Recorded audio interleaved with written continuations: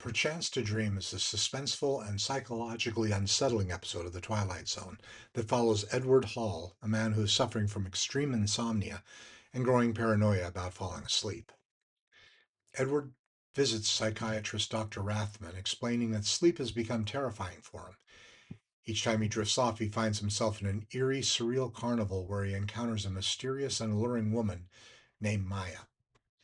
In the dream, she seems to lure him towards dangerous rides and shadowy attractions, and Edwards feels a strong sense that something is hunting within him in his dream world. Most frightening of all, he believes that if he is harmed in the dream, he'll die in reality. As Edward recounts these experiences, he becomes increasingly unstable. He refuses to sleep, drinks excessive stimulants, and lives in constant fear of slipping into unconsciousness. Dr. Rathman grows concerned, but also skeptical, wondering whether Edward's condition is purely psychological or rooted in something deeper. Despite treatment efforts, Edward's mental state deteriorates. He becomes convinced that sleep itself is a death sentence and that the carnival world is not a dream, but an alternative reality where something is actively trying to trap him. His fear escalates into obsession and he begins to avoid rest at all costs, pushing his body and mind into exhaustion.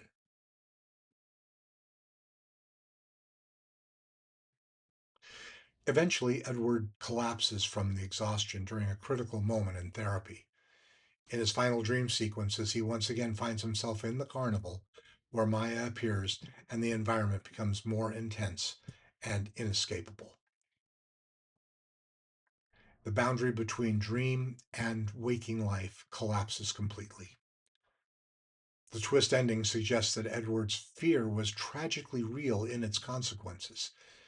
His heart gives out as he sleeps, implying that the dream world and his physical condition were fatally linked. The episode closes on a haunting note, leaving the audience uncertain whether Edwards was escaping into dreams or being consumed by them.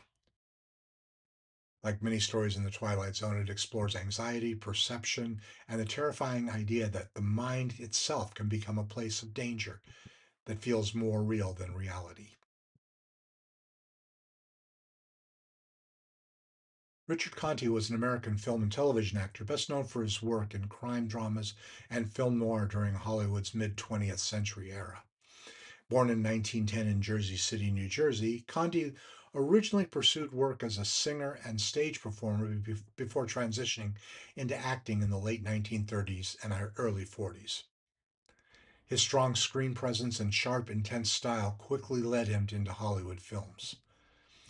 He became especially well known for playing tough, often morally complex characters, frequent gangsters, detectives, or conflicted professionals. Some of his most notable films include Call Northside 777, Thieves Highway, and Ocean's 11. His performances helped define the gritty realism of post-war American crime cinema.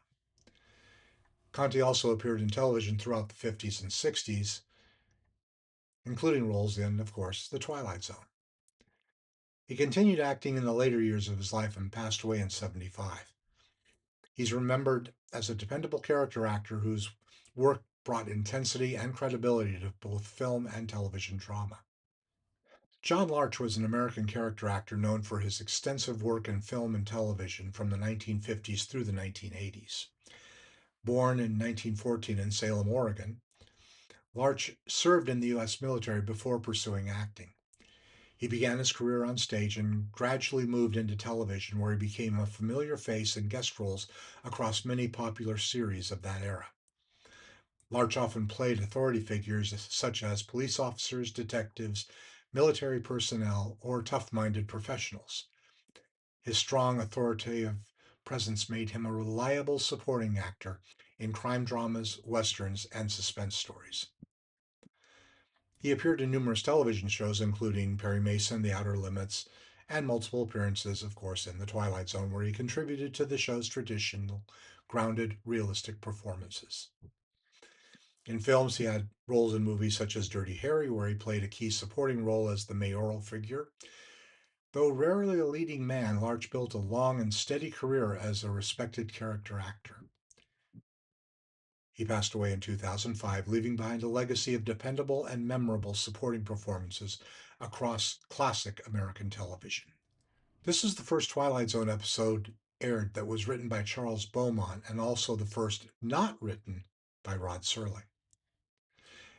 At around 1 minute, Rod Serling's monologue, people come and go through a revolving door. One lady exits the building, slows the revolving door by putting her hand through where the glass pane should be.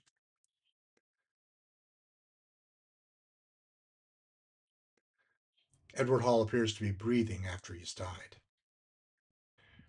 Richard Conte plays a man with a potentially deadly heart condition. In real life, the actor died of a heart attack at age 65. This one may have been too highly stylized for my taste, with strange camera angles and the formatting of the plot. It somehow, to me, didn't seem like a true Twilight Zone episode to me. That may be due to Charles Beaumont's writing it and not Rod Serling.